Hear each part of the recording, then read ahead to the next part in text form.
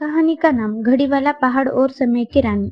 बहुत बहुत समय पहले एक गांव था, घंटा घरपुर, जहाँ के लोग समय के बहुत पाबंद थे।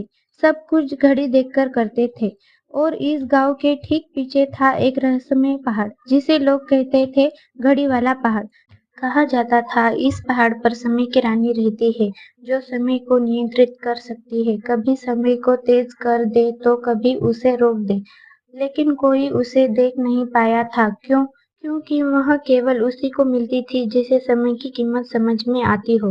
अब मिलिए नीलू से। नीलू 9 साल का बच्चा था, तेज, चंचल, लेकिन समय की बिल्कुल कदर नहीं करता था। स्कूल के लिए रोज लेट। होमवर्क कल करेंगे, अभी नहीं, थोड़ी देर में। एक दिन मम्मी ने नाराज होकर कहा, काश एक दिन समय तुम्हें सबक सिखा दे। नीलू ने मजाक उड़ाया, समय तो मेरा दोस्त है मम्मी। लेकिन समय वाकई उसकी परीक्षा लेने वाला था। उस रात नीलू को सपना आया, वो पहाड़ की चोटी पर खड़ा था। चारों ओर घंटियां बज रही थी। एक चमकदार घड़ी के सामने खड़ी थी समय की रानी। समय की रानी बोली, नीलू, तुम्हें समय की अहमियत नहीं समझती, अब तुम फंस चुकी हो। समय के पहाड़ में हर घंटे तुम्हें एक समय चुनौती से गुजरना होगा। पार कर पाओ तो बच जाओगे, वरना यहाँ फंस जाओगे। चुनौती पहली, उल्टी चलती घड़ी। नीलू को एक बड़ी घड़ी दी गई, लेकिन उस पर समय उल्टा चल रहा था।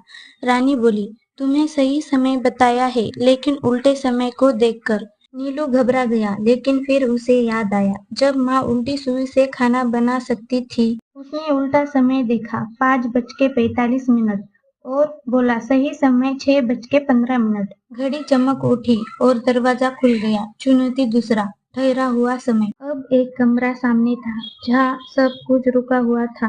बिल्ली हवा में रुकी थी, पंखा हिल नहीं रहा था और घड़ी की सुई भी थमी हुई थी। रानी की आवाज गूंजी, यहाँ से निकलना है तो बताओ, अब समय रुक जाए तो क्या सबसे ज्यादा जरूरी होता है?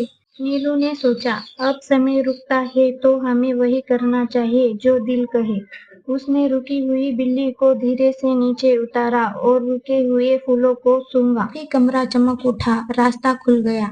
चुनौती तीसरा, समय का पहिया। अब नीलू के सामने एक बड़ा समय पहिया था। हर सेक्शन पर लिखा था भूतकाल, वर्तमान, भविष्य। रानी ने कहा, अब बताओ सबसे कीमती समय कौन सा है? नीलू ने बिना देर किए कहा, वर्तमान। भूतकाल बदल नहीं सकता, भविष्य किसी को नहीं पता, लेकिन तभी का समय, यही सबसे असली है। पलक झपकते ही सब गायब हो गया। समय की रानी फिर प्रकट हुई। उसने मुस्कुरा के नीलू से कहा, तुमने समय की सच्चाई को समझ लिया है।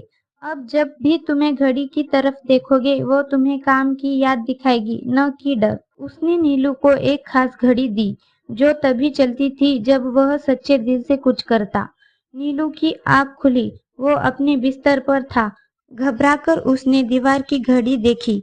सुबह के 6:30 बजे और पहली बार वो उठ गया बिना अलार्म के। नीलू बोला, अब से समय मेरा दुश्मन नहीं, मेरा साथी है।